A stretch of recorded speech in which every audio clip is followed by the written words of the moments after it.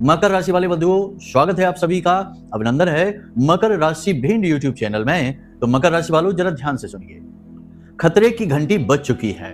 बेहद सावधान रहने का यह समय और काल है। बहुत सारे विशेष खास ग्रहों ने राशि परिवर्तन कर लिया है। इसी के साथ साथ आने वाली 26 और 27 मई को शनि अमावस्या भी आ रही है, शनि जयंती भी आ रही है। ऐसे में आपको बहुत सावधान रहने की आवश्यकता है। शनि देव का पूर्ण प्रभाव आपकी राशि और आपकी कुंडली पर रहने वाला है। याद रखना कि राहु का राशि परिवर्तन हो चुका है 18 मई को। गुरु अतिचारी होकर चाल चल रहे हैं, गति में हैं, और बुध का भी राशि परिवर्तन हो चुका है। सूर्य के साथ बुध आदित्य योग बना लिया है।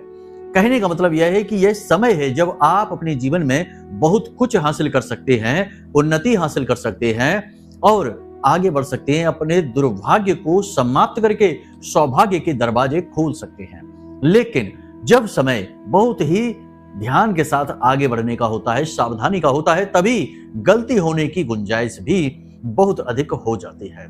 तो बस इसी गलती की बात हम आज इस कार्यक्रम में करने जा रहे हैं। भूल कर भी मत करना ये 5 काम, वरना ये जो अच्छा अवसर, शुभ अवसर आपके जीवन में आ रहा है, इसका आप लाभ नहीं ले पाएंगे। इसी के साथ साथ बंधुओं, शनि को आप बिल्कुल भी हल्के में मत लेना। शनि 5 राशियों पर तो पूर्ण अधिकार जमा कर बैठे ही रहते हैं। अन्य राशियों पर भी शनि का प्रभाव कोई कम नहीं होता है। ऐसे में शनि जयंती एक विशेष पर्व है, विशेष अवसर है जब आप शनि देव को प्रसन्न कर सकते हैं और शनि देव से कुछ ऐसा हासिल कर सकते हैं जिससे आपके जीवन के दुख, तकलीफ और परेशानियां समाप्त हो जाए। बंधु, कहने का मतलब यह है कि शनि देव का पूर्ण आशीर्वाद। तो आज के इस कार्यक्रम में हम आपको बताएंगे 3 ऐसे कार्य जिन्हें आपको जरूर करना चाहिए, हर हालत में करना चाहिए। चाहे आप इस कार्यक्रम को शनि जयंती के बाद ही क्यों ना देखें, तब भी आपको ये 3 काम अवश्य करने चाहिए। इन 3 कार्यों को करने वाले व्यक्ति से शनि देव बहुत अधिक प्रसन्न हो जाते हैं, शुभ आशीर्वाद देते हैं और कभी कभी तो इनकी गलतियों को भी क्षमा कर देते हैं। जी हाँ, शनिदेव के पास यह अधिकार है। शनिदेव को दंड अधिकारी कहा जाता है, कर्म फल दाता कहा जाता है। दंड देने का अधिकार शनिदेव के पास है। ऐसे में शनिदेव से आशीर्वाद प्राप्त करना और उनको खुश रखना बेहद आवश्यक है। तो आपके जीवन में अब यह सुनहरा अवसर आ चुका है। आज का यह कार्यक्रम आपकी आंखें खोलने वाला है, आपको कुछ ऐसा अद्भुत बताने वाला है जो शायद अब तक आपको किसी ने नहीं बताया होगा। हम अपने हर कार्यक्रम में यही कोशिश करते हैं कि आपको कुछ ऐसा, कुछ अद्भुत विशेष बताकर जाएं जो जीवन उपयोगी हो, और हजारों लोगों ने अपने जीवन को बदला भी है इन बातों के और इन उपायों, क्रियाओं के माध्यम से। काम तो आपको ही करना होगा, हमारा कार्य तो केवल मार्गदर्शन है, वही हम आपको करने जा रहे हैं। तो बंधुओं, आज के इस कार्यक्रम में मूल तौर पर हम 5 ऐसी बातों के बारे में बात करेंगे जिन्हें आपको भूल कर भी नहीं करना है, जाने अनजाने में भी इन गलतियों को नहीं दोहराना है, और 3 ऐसी क्रियाओं के बारे में बताएंगे जिन्हें करने से शनिदेव अति प्रसन्न हो जाते हैं, शुभ आशीर्वाद देते हैं और बड़े से बड़े दुर्भाग्य को समाप्त कर देते हैं। जी हाँ, जीवन भर से जो दुर्भाग्य से पीड़ित रहा हो, दुखों से पीड़ित रहा हो, उसके दुखों को भी समाप्त कर देते हैं, शांत कर देते हैं। तो बस आपको इस कार्यक्रम को अंत तक देखना है। महामाई की कृपा और आशीर्वाद यदि रही तो आपके जीवन में भी खुशियों की नदियां बहने वाली हैं, क्योंकि हम बहुत ही अद्भुत ज्ञान आपके लिए माई के आशीर्वाद से ही लेकर आए हैं। तो चलिए बंधुओं, उम्मीद करते हैं कि आप हमारी बातों को समझ रहे हैं। कार्यक्रम में अंत तक अवश्य ठहरेंगे, सारी बातों को जानेंगे, समझेंगे और उसके बाद जीवन में आजमाएंगे भी, ताकि लाभ प्राप्त हो। महामाई को याद करते हुए कार्यक्रम को शुरू करते हैं। कमेंट बॉक्स में पूरे भक्ति भाव के साथ लिख डालिए, जय मां भद्रकाली कृपा करो। महामाई निश्चित तौर पर आपके ऊपर कृपा करेंगी, हमें पूर्ण विश्वास है। शायद उन्होंने कृपा कर ही दी है, तभी तो यह कार्यक्रम आप तक पहुंचा है। तो अब ध्यान से सुनिए सारी बातों को। प्यारे मित्रों, हमारे अत्यंत प्रिय और परम पूज्य अमिताचार्य जी के पास मां बगलामुखी और मां भद्रकाली की साधनाओं का वर्षों का अनुभव है और माता रानी की इनके ऊपर पूर्ण कृपा और सिद्धि है। आचार्य जी ने अपने सटीक कुंडली विश्लेषण और श्रेष्ठतम उपायों के माध्यम से हजारों लोगों के जीवन को खुशियों से भरा है। आचार्य जी का कुंडली विश्लेषण और उपाय करवाने का तरीका इतना अद्भुत है कि जीवन के हर एक दुख और कष्ट का कारण जड़ से ही समाप्त हो जाता है। फिर समस्या चाहे जैसी भी हो, कर्जा बहुत बढ़ गया हो, व्यापार चल नहीं रहा हो, बीमारियों में आप बर्बाद हो चुके हो, रिश्तों में प्रेम समाप्त हो चुका हो, या फिर नौकरी ही ना मिल रही हो, विवाह में देरी होती हो, कैसी भी समस्या हो, इन समस्याओं का कारण क्या है, कौन सी महादशा परेशान कर रही है, कौन सा दोष लगा हुआ है, सब कुछ आचार्य जी इतना सटीक बताते हैं कि वर्षों वर्ष के दुख कुछ ही दिनों में समाप्त हो जाते हैं। अगर आपके जीवन में भी कोई ऐसी संकट की घड़ी है तो यही सही समय है जब आप पूज्य आचार्य जी के हाथों से अपनी कुंडली का विश्लेषण करवाएं और वर्षों से चल रहे दुखों और संकटों के इस चक्र से बाहर निकल जाए। प्यारे मित्रों, अभी वीडियो में दिए गए नंबरों पर फोन करिए और अपनी कुंडली का श्रेष्ठतम आकलन करवा डालिए। जिंदगी बदलने का यह सबसे बड़ा मौका हाथ से मत जाने दीजिएगा। जय माई की, महामाई आपका कल्याण करे। सबसे पहले हम आपको बता दें कि यह जो समय और काल है, यह शनि देव का ही काल चल रहा है, समय चल रहा है। ऐसे में आपको कुछ ऐसे कार्य, कुछ ऐसी भूल चूक है जो जाने अनजाने में नहीं करनी है। छोटी छोटी बातों से ध्यान देना है आपको। जब शनि का कोई विशेष समय और काल या राशि परिवर्तन या कुछ भी ऐसा जो आपके जीवन में प्रभाव डालने वाला होता है, ऐसा समय और काल आने को होता है, तो कुछ शनिदेव परीक्षा के रूप में आपके जीवन में चीजें लेकर आते हैं। इनमें सबसे महत्वपूर्ण चीज यही है कि आपके दरवाजे पर कोई ना कोई भिखारी आएगा। कोई बूढ़ा व्यक्ति, कोई बूढ़ा भिखारी आ सकता है, कोई महिला भिखारी आ सकता है, या फिर कोई छोटा बालक भिखारी के रूप में भी आ सकता है। आपको इनका तिरस्कार नहीं करना है, अपमान नहीं करना है। यदि आने वाले 5 से 7 दिनों में आपके दरवाजे पर कोई ऐसा भिखारी आता है जो बहुत बूढ़ा है, बीमार सा लगता है, या फिर कोई महिला है, बुजुर्ग है, आप समझ जाना कि ये शनिदेव के द्वारा भेजा गया एक दूत है या फिर शनिदेव की परीक्षा है। आपको उसे कुछ ना कुछ देना है, संतुष्ट करना है। दरवाजे पर आए हुए को तो वैसे भी संतुष्ट करके ही भेजा जाता है। यही हमारी हिंदू परंपरा है, हमारे रीति रिवाज यही कहते हैं। दूसरा कार्य आपको यह नहीं करना है कि आने वाले 5 से 7 दिनों में आपको कोई भी मशीनरी, कोई भी वाहन, जूते चप्पल या काले रंग की कोई भी वस्तु नहीं खरीदनी है। इन सब में शनि का वास होता है और इन्हें हम अपने जीवन में यूं ही लेकर नहीं आ जाते हैं। समय और काल का ख्याल रखना पड़ता है। याद रखना कि शनिदेव का स्वभाव है धीमा, अकारक स्वभाव है शनिदेव का। तो जब आप कोई ऐसा कार्य कर लेते हैं जिसमें आपको गति की आवश्यकता होती है और उस कार्य में शनिदेव आ जाते हैं कहीं ना कहीं बीच में, तो उस कार्य की गति धीमी हो जाती है। इसलिए शनिदेव से इन चीजों को थोड़ा बचाना पड़ता है। इसी प्रकार आपको यह भी ध्यान देना है कि आपको अगर कोई व्यक्ति काले रंग की कोई वस्तु या नीले रंग की कोई वस्तु उपहार में देता है, कोई इलेक्ट्रॉनिक सामान उपहार में देता है, कोई मशीनरी, किसी भी प्रकार का कोई उपकरण आपको देता है, तो उसे भी आप ना लें। यदि लेना मजबूरी बन जाए तो सगुन के 10-5 रुपए उसे आप मूल्य के तौर पर अवश्य दे दें। सगुन का जो धन देने का नियम है वह भी शायद इसीलिए बना है ताकि किसी के द्वारा दिया गया उपहार मोल लिया हुआ बन जाए।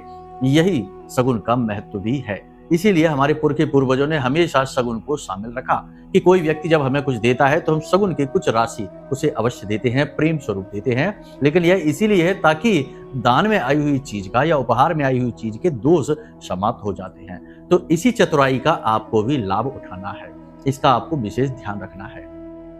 1-2 बातें और हैं जो आपके व्यक्तिगत जीवन से जुड़ी हुई हैं। सबसे पहली बात तो यह है कि आपको 2 काम हैं जो नहीं करने हैं। ओवर थिंकिंग नहीं करनी है और अपनी वाणी पर आपको नियंत्रण रखना है।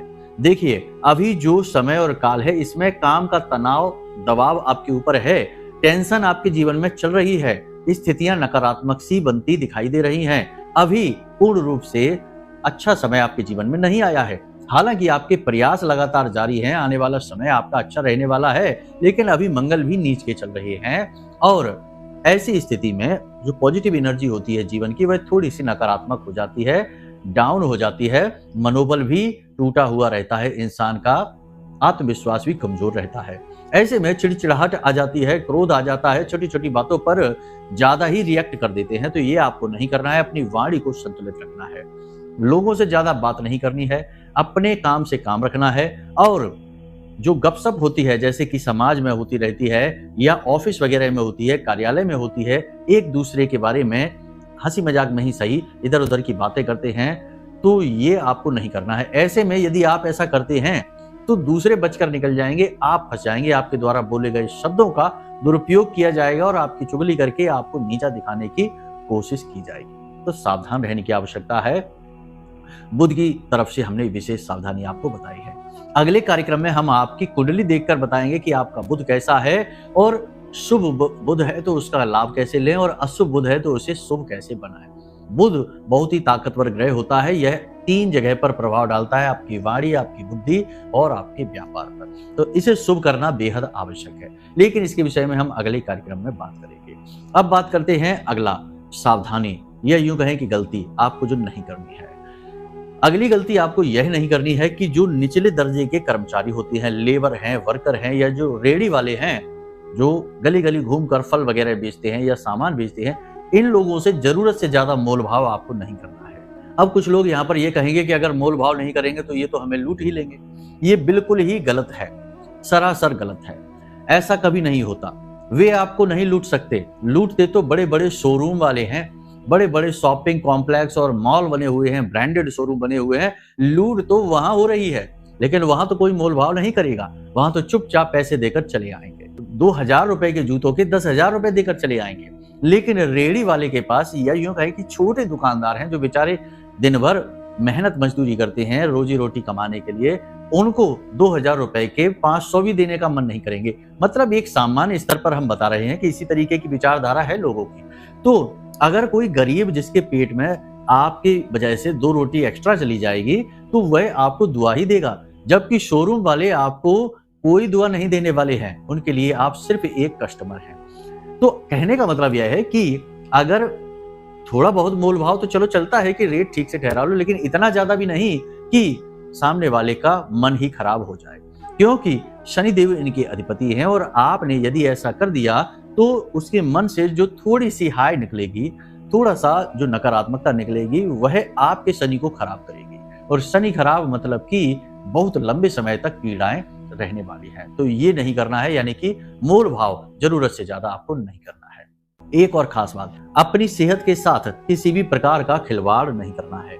अक्सर ऐसा होता है कि आपकी राशि के जातकों के साथ ये देखा जाता है कि आप लोग काम बेशक चाहे पहले तो ना करें, लेकिन जब आप करते हैं तो काम में इतना खो जाते हैं, इतना रम जाते हैं कि फिर आप खाना पीना भी भूल जाते हैं, सेहत के बारे में सोचना भी भूल जाते हैं। आपके ऊपर केवल काम का भूत सवार हो जाता है। तो ये गलत रहेगा। आपको काम के बीच अपने आराम का, अपने खान पान का समय निकालना होगा, वरना इसका दुष्प्रभाव आपके साथ साथ आपके पूरे परिवार को भी सहना होगा, क्योंकि मन खराब हो जाएगा, चिड़चिड़ाहट आएगी, छोटी छोटी बातों पर ज्यादा रिएक्ट करेंगे, कभी कभी खामोश हो जाएंगे, चुप हो जाएंगे और किसी के द्वारा कही गई छोटी से छोटी बात को भी दिल से लगाकर बैठे रहेंगे और अकेले में उदास होते रहेंगे। तो ये सारी चीजें इसी वजह से होती है कि जब आप अपने मन का, अपने शरीर का ख्याल नहीं रखते हैं। तो ये आपको जरूर करना है। सेहत का विशेष ख्याल रखना है, इसकी अनदेखी नहीं करनी है। इसी के साथ साथ काम को टालना नहीं है, ये एक सबसे बड़ी बात है। आपके अंदर कभी कभी ये चीज देखी जाती है, कम है लेकिन देखी जरूर जाती है कि आप काम को टालने की फितरत रखते हैं। कभी कभी आप काम को इतना ज्यादा टाल देते हैं कि अंत समय पर जाकर जब आप काम करते हैं तो हड़बड़ी में काम खराब भी हो जाता है। तो ये चीज आपको नहीं करनी है। अनुशासन के नियमों का पालन करना होगा। शनि को सबसे अधिक प्रिय ऐसे लोग होते हैं जो अनुशासन के नियम का पालन करते हैं, तो आपको भी ऐसा करना होगा। इन कार्यों को आपको करना है जो हमने आपको बताया है, सावधानियां बता दी हैं। इसी प्रकार से आप यदि चलेंगे तो शनिदेव निश्चित तौर पर आपसे प्रेम करेंगे, आपको आशीर्वाद देंगे और आपकी तरक्की में सहायक हो जाएंगे। अब एक खास बात जो यहाँ पर बताना बेहद आवश्यक है कि जैसे शनिदेव का पर्व आ रहा है तो बहुत सारे लोग इस दिन चले जाएंगे सीधे मंदिर शनिदेव के और जाकर शनिदेव को सरसों के तेल समर्पित करने लगेंगे, दीपक जलाने लगेंगे, शनिदेव के मंत्रों का उच्चारण, शनि चालीसा का पाठ करना शुरू कर देंगे, बिना यह जाने कि शनिदेव की स्थिति उनकी कुंडली में क्या है, उनके जीवन में शनिदेव का प्रभाव क्या है, बिना यह जाने। यह बहुत बड़ी भूल होगी। यह सबसे महत्वपूर्ण विषय है। सबसे पहली बात तो आप ये समझिए कि शनि देव जरूर कहा जाता है, लेकिन शनि कोई पूजनीय देवता नहीं है। यदि शनि पूजनीय होते तो हमारे घरों में शनिदेव की फोटोएं, मूर्तियां लगी होती, लेकिन क्या कभी होता है ऐसा? नहीं। दूसरा यह कि शनिदेव का मूर्ति स्वरूप का जो दर्शन करेगा वह व्यक्ति अगर परेशान नहीं भी होगा तो भी परेशान हो जाएगा, क्योंकि मूर्ति स्वरूप में शनिदेव की दृष्टि है, आंखें होती हैं।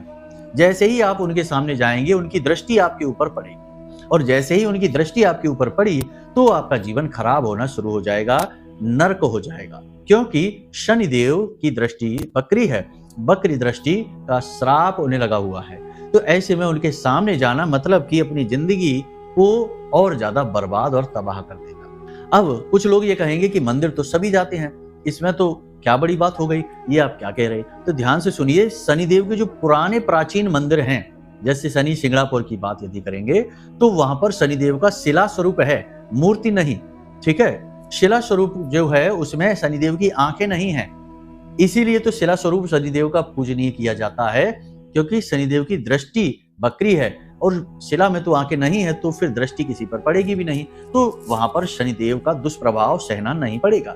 तो ये बात इतनी साधारण नहीं है, लेकिन आजकल फैशन का जमाना आ गया, मंदिरों में भी फैंसी शो चल रहा है, तो जहां भी मंदिर बनते हैं शनिदेव का एक मंदिर बना देते हैं, जबकि शनिदेव का मंदिर इस तरह नहीं बनाया जाना चाहिए, यह पूर्ण रूप से शास्त्र विरुद्ध है।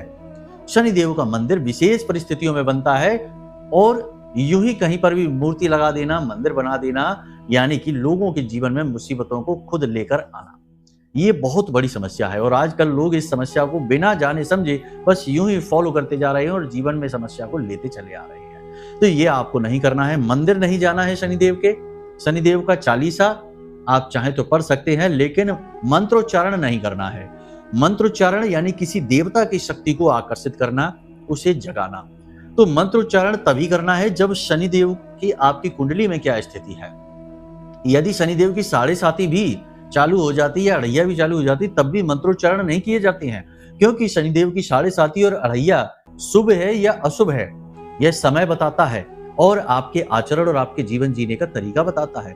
कभी कभी लोग शनिदेव की 7.5 में या अढ़ैया में लखपति करोड़पति बन जाते हैं, बहुत ज्यादा सुखी हो जाते हैं, बेहद कामयाब हो जाते हैं, क्योंकि उनके आचरण ऐसे होते हैं जो शनि के अनुकूल है। तो शनि की 7.5 या अढ़ैया शनिदेव का बल है जो उन्हें मिल जाता है और उनकी तरक्की हो जाती है। तो ये देखने की चीजें हैं, जानने की जरूरत है, इनको यूं ही बिना कुछ सोचे समझे इन्हें फॉलो करना अपनी बर्बादी को लेकर आना। इसी प्रकार बहुत सारे लोग राहु के मंत्रों का उच्चारण करते हैं, ओम राम राहवे नमः, बिना सोचे समझे राहु के मंत्रों का उच्चारण कर रहे हैं। याद रखना कि राहु एक राक्षस है, वो कोई देवता नहीं है, और आप राक्षस के मंत्र का उच्चारण कर रहे हैं, मतलब कि अपने जीवन में राक्षस को, नकारात्मक शक्तियों को खुद ही बुला रहे हैं। तो अब राहु के मंत्रों का उच्चारण कब करना है? विशेष परिस्थिति में, जब राहु आपके लिए बहुत ही ज्यादा नेगेटिव हो चुका है, तो जो उपाय किए जाते हैं उन उपायों में कुछ सीमित समय के लिए ये मंत्रोच्चारण किए जाते हैं। इसी प्रकार शनिदेव के उपाय होते हैं, तो मंत्रोच्चारण कुछ निश्चित समय के लिए किए जाते हैं। इनकी पूजा पद्धति नहीं होती कि लगातार सिद्धियां हासिल करनी है, पूजा पद्धतियां फॉलो करनी है, ऐसा नहीं होता है। तो इन बातों को समझना है, ऐसी भूल आप नहीं करना है। बहुत सारे लोग ये काम करेंगे कि जिस दिन शनि जयंती होगी 27 मई को लाइन लग जाएगी मंदिर में शनिदेव की, लेकिन आपको नहीं जाना है, ऐसी भूल नहीं करना। तो आप क्या करें ये आप ध्यान से समझिए। आप 26 तारीख की रात्रि को, 27 की नहीं, क्योंकि 27 को सुबह 8:30 बजे 8:31 पर जो शनि जयंती का प्रभाव है वह समाप्त हो जाएगा, तो उसके बाद फिर रात्रि में जाने का कोई लाभ नहीं। तो आपको 26 तारीख को रात्रि के समय मंदिर में जाना है और पीपल के वृक्ष के नीचे एक दीपक जला दें, नहीं तो अपने घर में ही पश्चिमी दीवार के पास सरसों के तेल का एक दीपक जला दें, और इस दीपक को फिर आप 7 दिन तक लगातार जलाएं, यानी कि लगातार 7 दिनों तक इस दीपक को आपको रात्रि के समय जलाना है, सूर्यास्त होने के बाद। शनिदेव का यह विशेष उपाय है, इसे आप कर लेना है। शनि चालीसा पढ़ सकते हैं, लेकिन शनिदेव का मंत्रोच्चारण नहीं करना है, इसका आप ध्यान रखना। इसी प्रकार एक और बात, जैसे शनिदेव की 8 पत्नियों के नाम हमने बताए थे, अपने पिछले कार्यक्रम में भी बताए थे, फिर बता रहे हैं कि जब आप इस क्रिया को शुरू करें, 26 तारीख की रात्रि से शुरू करें, 27 से भी कर सकते हैं, या फिर आप चाहें जब आप इस कार्यक्रम को देख रहे हैं उसके बाद आप कभी भी कर सकते हैं, शनिवार के दिन से कर सकते हैं। शनिदेव की तो कृपा आपको हर वक्त चाहिए ही चाहिए। तो आप जब इस क्रिया को शुरू करें, यानी दीपक 7 दिन तक लगातार अपने घर में जलाएं शनिदेव के नाम से, घर की पश्चिमी दिशा में, तो प्रतिदिन सुबह सोकर जागते ही शनिदेव की 8 पत्नियों के नाम भी अवश्य लेना प्रारंभ कर दें। यह बहुत ही शुभ रहने वाला है। सुबह की यानी दिन की शुरुआत भी शनिदेव के अभिवादन से और दिन का अंत भी शनिदेव के अभिवादन से ही होगा। इसी के साथ साथ 7 दिन तक लगातार आप शनिदेव का दान भी मंदिर में कर सकते हैं। शनिदेव का दान आप कैसे करेंगे, हमने पहले भी किसी कार्यक्रम में ये बताया था, आपको फिर बता देते हैं। लेकिन एक चीज याद रखना कि इस दान और इन क्रियाओं के बाद शनिदेव आपके लिए बहुत ज्यादा पॉजिटिव हो जाएंगे। फिर आपको कुछ सावधानी अपने जीवन में जरूर रखनी होंगी, क्योंकि एक तो शनिदेव बहुत ज्यादा एक्टिव हो जाएंगे आपके लिए, ऊपर से बहुत ज्यादा पॉजिटिव भी हो जाएंगे। तो ऐसे में शनिदेव कैसे खुश रहते हैं लगातार, ये जानना आवश्यक है। तो कुछ बातें हैं जो आपको जाननी बेहद जरूरी रहेंगी। पहले आपको दान के विषय में बता देते हैं। आपको 8 मुट्ठी उड़द की दाल लेनी है और उसे एक काले रंग की पोटली में डाल देना, एक कपड़े में डालना है और काले रंग के धागे से उसकी एक पोटली बना लेनी है और एक शीशी में थोड़ा सा सरसों का तेल रखना है और जाकर इसे आपको मंदिर में दान कर देना है। किसी भी मंदिर में आप दान कर सकते हैं, कहीं भी जाकर दान कर सकते हैं, कोई भी मंदिर हो, कोई फर्क नहीं पड़ता है। पुजारी जी को आप ये चीजें दे देना और उनसे कह देना कि आप इसे जैसे चाहे वैसे प्रयोग कर सकते हैं। मंदिर के स्टाफ को, मंदिर के जो कार्यकर्ता हैं, उन्हें आपको ये दान में देना है। लगातार 7 दिनों तक आपको ये कार्य करना है। लगातार 7 दिनों तक आपको दीपक जलाना है, शनिदेव की 8 पत्नियों के नाम लेने हैं और मंदिर में ये पोटली लगातार दान करनी है। जब आप इन क्रियाओं को करेंगे तो 7 दिन के अंदर अंदर ही शनिदेव के पॉजिटिव रिजल्ट मिलने शुरू हो जाएंगे। स्वास्थ्य आपका अच्छा रहने लगेगा, धन का यानी पैसे का अच्छा फ्लो बनने लगेगा, रुका हुआ पैसा आपके पास आने लगेगा, काम आपकी जो धीमी गति से चल रहे थे उनमें गति आ जाएगी, काम बनने शुरू हो जाएंगे। किसी भी प्रकार की वाद विवाद झगड़े में आप फंसे हुए थे तो वहां से आप बाहर निकल आएंगे और आपके खुद के शरीर में ऊर्जा का संचार आप महसूस करेंगे। अब जब शनिदेव पूरी तरह से एक्टिव हो गए हैं आपके लिए, आपके ऊपर उनकी पूरी तरीके से कृपा आ चुकी है, अब आपको सावधानी बरतनी है। क्या सावधानी? उल्टा सीधा खान पान नहीं करना है, नकारात्मक वातावरण से आपको दूर रहना है और जुआ, शराब, सट्टेबाजी, मांसाहार, इन चीजों से आपको दूरी बनानी है। बस इन कार्यों को आप करते रहना और जितना हो सके उतना सात्विक जीवन जियो और मंदिर एक बार दिन में अवश्य हो आओ। नहीं जा पाते रोज तो कम से कम सप्ताह में 1-2 दिन तो जरूर जाना ही जाना है। मंदिर में जाकर भगवान के सामने ज्योत जलानी है और जिस भी देवी देवता के लिए आपके मन में भाव है उन देवता के सामने बैठकर मंत्रोच्चारण करने हैं और अपने भाव देवता से जोड़ने हैं। बस इन कार्यों को आप कर लेना, आपका उद्धार निश्चित हो जाएगा। इस कार्यक्रम में जो बातें हमने आपको बताई हैं वे समय और काल के अनुरूप हैं और आपके लिए बेहद आवश्यक है जानना, इसीलिए इन बातों को आपको हमने बताया है। अब ऐसे में आपको इन बातों को जीवन में उतारना है। अब यदि आपके मन में कोई प्रश्न उठे या फिर जीवन में जो लगातार चली आ रही परेशानियां हैं उनका समाधान नहीं मिल पा रहा है, कुंडली में क्या दोष हैं, क्या रुकावटें हैं, ये जानना है तो आप कुंडली का विश्लेषण करा लो। नंबर हमने वीडियो में दे रखे हैं, इन नंबरों पर फोन करिए और अपनी कुंडली का विश्लेषण करा लो। आपको हम सटीक उपाय दे देंगे, आपकी कुंडली की समस्याएं, रुकावटें बता देंगे और आपका मार्गदर्शन कर देंगे। तो चलिए बंधु, आज के इस कार्यक्रम को यहीं विराम देते हैं। हमेशा हंसते रहिए, मुस्कुराते रहिए, सकारात्मक रहिए, महामाई पर अपनी आस्था और विश्वास बनाकर रखिए, क्योंकि आपका उद्धार तो वहीं से होना है। तो प्रेम से बोलिए जय माई की। हमारे प्रिय और परम पूज्य आचार्य जी ने अपनी साधनाओं के अनुभवों पर आधारित शक्तिशाली उपाय और क्रियाओं के माध्यम से हजारों लोगों के जीवन को पूरी तरह से बदला है। आचार्य जी के द्वारा बताया गया हर एक उपाय इतना सटीक और कारगर होता है कि जो भी इसे पूरे भाव के साथ कर लेता है उसे साक्षात महामाई की कृपा और आशीर्वाद प्राप्त हो जाती है। इसलिए निसंकोच इन उपायों को पूरे भाव के साथ करिए, आपका कल्याण होगा। जय माई की।